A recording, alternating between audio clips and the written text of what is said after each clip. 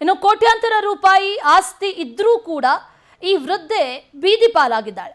ವೃದ್ಧೆ ಆಸ್ತಿ ಇತ್ತು, ಆ ಆಸ್ತಿಯನ್ನ ಕಬಳಿಸಿ ಆಕೆಯನ್ನ ಬೀದಿಗೆ ತಳ್ಳಿದ್ದಾರೆ ದುರುಳ ಮಕ್ಕಳು. ಎಂತ ಕೆಟ್ಟ ಮಕ್ಕಳಿರ್ತಾರೆ ಅನ್ನೋದಕ್ಕೆ ಬಹಳಷ್ಟು ಎಕ್ಸಾಂಪಲ್ಸ್ ಅನ್ನ ನೋಡ್ತಾ ಇರ್ತೀವಿ. ಕೋಟ್ಯಾಂತರ ರೂಪಾಯಿ ಆಸ್ತಿ ಇದೆ ಈಕೆ ಹತ್ರ, ಆದ್ರೆ ಈ ವೃದ್ಧೆಗೆ ಆಸ್ತಿ ಇದ್ರೂ ಕೂಡ ಬೀದಿ ಪಾಲು. ಈಕೆ ಮಕ್ಕಳು ಆಕೆಯನ್ನ ಬೀದಿಗೆ ತಳ್ಳಿದ್ದಾರೆ. ಮೈಸೂರಿನ ಕುಂಬಾರಕೊಪ್ಪಲು ನಿವಾಸಿ ನರಕ ಯಾತನೆಯನ್ನ ಅನುಭವಿಸ್ತಾ ಇದ್ದಾರೆ. ಇಂದ್ರಮ್ಮಗೆ ಮೋಸ ಮಾಡಿದ್ದಾರೆ ಆಕೆಯ ಮಕ್ಕಳು.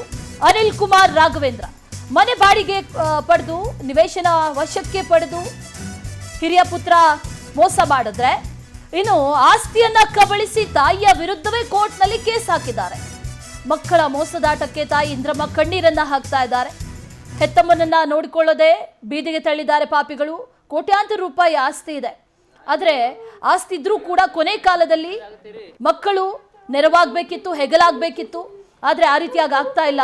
ಆ ತಾಯಿ ಕಣ್ಣೀರನ್ನ ಹಾಕ್ತಾ ಇದೆ. ಎಲ್ಲ ಮಾಡಿದ್ದೆ ನಾನು ಮಕ್ಕಳಿಗೋಸ್ಕರ, ಆದ್ರೆ ಮಕ್ಕಳು ನನ್ನನ್ನ ಬೀದಿಗೆ ತಳ್ಳಿದ್ರು ಅನ್ನುವಂತ ಮಾತನ್ನ ಹೇಳ್ತಾ ಇದ್ದ.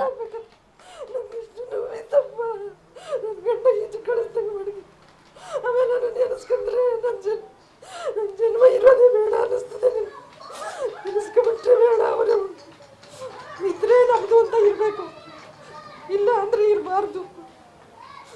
ಸ್ವಂತ ಪೇಟಲ್ಲಿ ನಾನು 8 ಗಂಟೆ ರಾತ್ರಿಯಲ್ಲಿ ನಾನು ಅಯ್ಯೋ ಅನ್ಪೋಸ್ಕೋದ್ರೆ ನನ್ನ ಗಂಡ ಹಿಂದನೇ ನಿಂತ್ಕೊತಿದ್ದ. ಗಂಡಸರು ಬಿಡಿಸ್ಕೊಂಡ್ಬಿಡ್ತಾರೆ ಅಂತ ಹಿಂದನೇ ನಿಂತ್ಕೊತಿದ್ದ.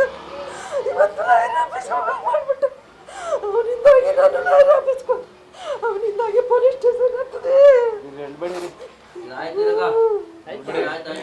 ಒಳ್ಳೇದಾಗುತ್ತೀರಿ. ಕಳಿಸ್ತಿರ್ಲಿಲ್ಲ ಪೊಲೀಸ್ ಸ್ಟೇಷನ್ಗೆ.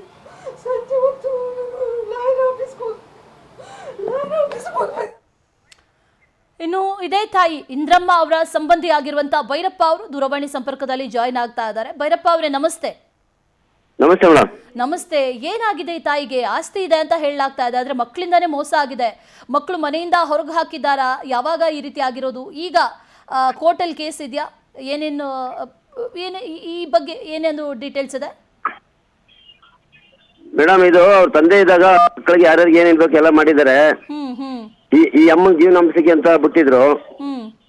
ಈ ನಾವು ಮಧ್ಯದಲ್ಲಿ ಒಂದು ಅಮ್ಮನ ಮಗ ಹಿರಿಯವನು ಒಂದು ನ್ಯಾಯ ಅಂತಾರ ಮಾಡಿಸಿ ಅದ್ಲು ಬದ್ಲು ಮಾಡ್ಕೊಂಡು ಬಾಡಿಗೆ ತಗೊಳ್ಳದ, ನಮ್ಮ ಅಮ್ಮಂದು ನನ್ನ ಬಾಡಿಗೆ ತಗೊಳ್ಳಿ, ನನ್ನ ಬಾಡಿಗೆ ನಮ್ಮ ಅಮ್ಮನ ತಗೋತೀನಿ ಅಂತ ಮಾಡಿಸ್ಬಿಟ್ಟು ಅಲ್ಲೇನಾಯ್ತು, ಈಗ ಅವು ಆ ಅಮ್ಮಂಗೆ ಆ ಮನೆ ಬಾಡಿಗೆ ಎಲ್ಲಾನು ಯಾರಿಗೋ ಭೋಗ್ಯ ಮಾಡ್ಬಿಟ್ಟು ಬಾಡಿಗೆ ಬರೋದಾಗ ಮಾಡಿದ್ದಾನೆ. ಈ ಅಮ್ಮಂಗೆ ಹಿರಿಕೆ ಅನ್ಬಿಟ್ಟು ಒಂದು ಜಾಗ ಬಿಟ್ಟಿದ್ರು. ಆ ಹಿರಿಕೆ ಇರೋ ಜಾಗನ ಇವನು ದಬ್ಬಾಳಿಕೆಯಿಂದ ಮನೆ ಕಟ್ಕೊಂಡು ಈ ಅಮ್ಮನ ಸೇರಿಸ್ತಾ ಇಲ್ಲ. ಇಲ್ಲಿ ಪ್ರಾಬ್ಲಮ್ ಏನಾಗಿದೆ ಅಂದ್ರೆ ಮೇಡಮ್, ಈ ಅಮ್ಮ ಓದ್ತಾವೆಲ್ಲ ನ್ಯಾಯ ಕರೆಕ್ಟಾಗಿ ಸಿಗ್ತಾ ಇಲ್ಲ. ಕೋರ್ಟ್ಗೆ ಹೋದ್ರೆ ಕೋರ್ಟಲ್ಲಿ ಏನೇನೋ ಮಾಡಿ ದಬ್ಬಾಳಿಕೆ ಮಾಡಿ ಅವ್ರ ಕಡೆಯವರೆಲ್ಲ ಲಾಯರ್ ಇದ್ದಾರೆ.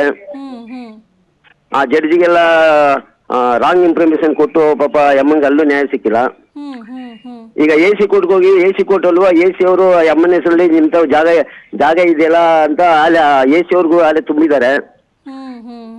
ಅಲ್ಲೂ ಅವ್ರಿಗೆ ನ್ಯಾಯ ಸಿಕ್ಕೋ ಮೂಮೆಂಟ್ ಕಾಣ್ತಾ ಇಲ್ಲ. ಅದಕ್ಕೆ ಏನಿದೆ ಅಮ್ಮಂದು ಏನ್ ಕೊಟ್ಟಿದ್ದಾನೆ ಅದನ್ನ ಕೂಲಂಕುಷವಾಗಿ ಪ್ರೊಡ್ಯೂಸ್ ಮಾಡಿ ನಾವು ಅದು ಅಮ್ಮನು ರೆಡಿ ಇದ್ದಾರೆ ಅದಕ್ಕೋಸ್ಕರ.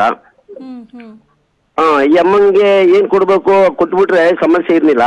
ಈಗ ಈ ಅಮ್ಮ ಚಿಕ್ಕ ಮಗ ಒಬ್ಬ, ಅವನು ಚಿಕ್ಕ ಮಗನಿಗೆ ಭಾಗ ಕೊಟ್ಮೇಲೆ ಆ ಚಿಕ್ಕ ಮಗ ನೋಡ್ಕೊಳ್ಳಿಕ್ಕೆ ಅವನು ನಾನೇಕ್ ನೋಡ್ಕೊಳ್ಳಿ ಅಂತ ಲೆಕ್ಕಾಚಾರ ಆ ಹುಡುಗ ಇದ್ದಾನೆ.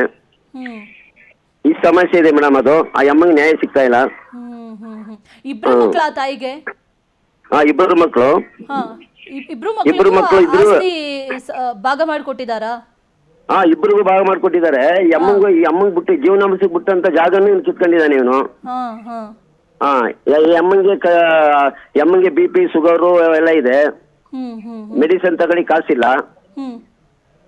ಅವರು ನಾವು ಒಂದಲ್ಲ 10 ಸತಿ ನ್ಯಾಯ ಮಾಡಿದವ್ರ ಮೇಲೆಲ್ಲ ಕಂಪ್ಲೇಂಟ್ ಕೊಡೋದು, ನಮ್ಮನ್ನೇ ನ್ಯಾಯ ಕರ್ಕೊ ಹೋಗ್ಬಿಟ್ಟು ನಮ್ಮ ಮೇಲೆ ದಬ್ಬಾಳಿಕೆ ಮಾಡೋದು, ಇದೆಲ್ಲ ಮಾಡ್ತಾ ಇದ್ದಾನೆ. ನಮ್ಮನ್ನ ಕುಣಿಸ್ಬಿಟ್ಟು ನ್ಯಾಯ ಮಾಡಿದ ಬೋಳಾರೇಗೌಡರು ಅಂತ ಒಬ್ರು ಇದ್ರು, ಅವರು ನಮ್ಮನ್ನ ಕರೆದ್ಬಿಟ್ಟು ನ್ಯಾಯ ಮಾಡಿಸಿದ್ವಿ. ಇವ್ ತಂದೆ ಇದ್ದ ಕಾಲದಿಂದನೂ ನಾವು ಏನೋ ಸಣ್ಣ ಪುಟ್ಟ ಆದ್ರೂ ಹೋಗ್ತಿದ್ದ ಮಾತಾಡಿಕೆ. ಅವ್ರ ತಂದೆ ತೀರೋದ್ 3 ತಿಂಗಳಿಗೆ ಇವನು ಈ ತರ ಮಾಡಿದಾನೆ. ಓಕೆ ಭೈರಪ್ಪ, ಅದಕ್ಕೆ ಧನ್ಯವಾದ ಪವರ್ ಟಿವಿ ಜೊತೆ ಮಾತಾಡಿದಕ್ಕೆ.